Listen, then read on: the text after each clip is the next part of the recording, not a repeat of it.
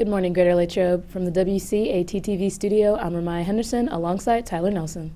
Coming up in today's show, club photos are today, Pep Club is meeting tomorrow, and our reporters take to the halls for a Would You Rather segment. All this and more in your WCAT-TV news. Club pictures will be taken today in the auditorium. The schedule is posted in the Commons area, gym lobby, and cafeteria. Please report to the auditorium with your club at that designated time. The next after-school forensics event is today at Greensburg-Salem from 4 to 6. The bus will leave from in front of the senior high at 3:15 and return at 6:30. RSVP to Dr. Bomp as soon as possible. The 10th through 12th grade Saga Club will meet today during the second half of Lunch and Learn in Miss Doyle's room C212. All are welcome to attend. Pep Club will be having a meeting on Thursday during the first half of both Lunch and Learns in Mrs. Fry's room A4 in the junior high. Everybody is welcome. Now, let's get a check on the weather. We go to Gianna Lewis for your 3-day forecast.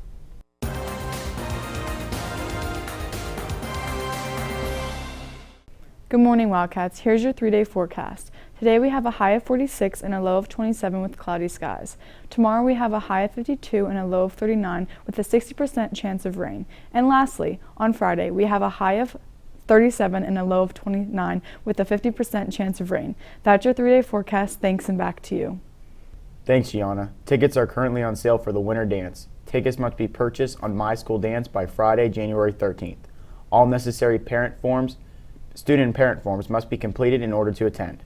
Students in grades 9 through 12 may attend, but only students in grades 10 through 12 may bring a guest from another school. The dance is Saturday, January 28th from 7 to 9:30. Seniors and juniors, if you would like to be a 6th grade camp counselor, applications are available in the main office student waiting area. Counselors are needed in the following areas: general group counselors, certified lifeguards, art, and fishing. If you are able to help with rifle and archery, the hunter safety course completion is required. The deadline to apply is Thursday, February 9th. If you are interested, do not delay in completing and turning in your application. Available spots will fill fast. Wondering what's on the menu today? Here's Quinlan Roy with What's Cooking.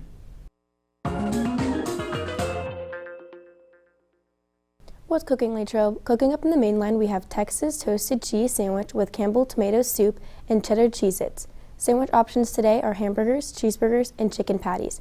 Pizza options are homemade cheese and pepperoni pizza. In the grab-and-go bar, we have fresh salads and deli hoagies. Soup of the day is chicken and rice. That's what's cooking. Thanks, and back to you. Thanks, Quinlan. The Challenge program has numerous opportunities coming up the next few months for students. Applications for the Commitment to Community Service Award opens January 16th and will be open through Sunday, January 22nd. This award is for any student who has completed some form of community service for a chance to win $1,000. Last year, Latrobe senior Bobby Fetter won this award. Applications for the Student of the Year award are now open. 2 students will win $1,000 and 1 student will win $1,500 and be named Student of the Year. Lastly, the Challenge program will be giving away over $3,000 in prizes on their Instagram page.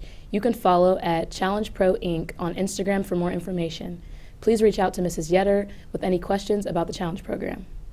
Now we go to Richard Hillwig for the Wildcat Sports Report.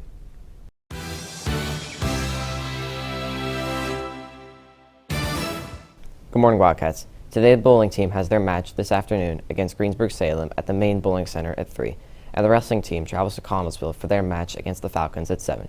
Also, congratulations to the Letterman's Club Athlete of the Week, senior Josie Stragus. Josie was instrumental in the 3-game win streak for the Lady Wildcat basketball team over the holiday break. Josie averaged 10.7 points per game, 7 rebounds per game, and shot 75% from the free throw line. On the defensive side of the ball, Josie guarded the best offensive player from each of the 3 teams, allowing them to an average of just 6 points per game. Congratulations, Josie. Now here's Joe Coletti with National Sports. Hey Wildcats, over the weekend your Steelers heavily beat the Cleveland Browns by a score of 28-14, bringing their final record to 9-8. However, they were 1 seed shy at the playoffs as the Dolphins beat the Jets to move into the playoffs instead of the Steelers. Also in the NFL, the Texans defeated the Colts, followed by the Bears losing to the Vikings, which means the Chicago Bears will hold the first overall pick. And since the Steelers traded Chase Claypool to the Bears for a second-round pick, the Steelers will draft first in the second round. In the first round, the Steelers will draft 17th overall.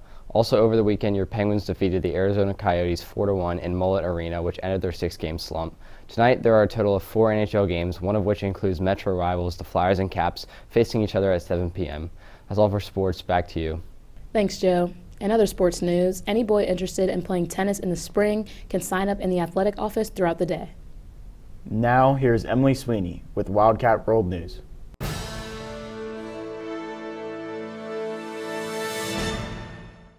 Good morning, Latrobe. Today in World News, another powerful storm has caused major, widespread flooding in and around Santa Cruz County, California. Due to this series of ongoing storms, rivers are swelling and power outages are continuing. Nearly 400,000 people were left without power on Sunday evening. The National Weather Service says that the flooding could continue happening even after the rain has stopped. Next up, social media personality Andrew Tate has arrived in court in Romania yesterday morning.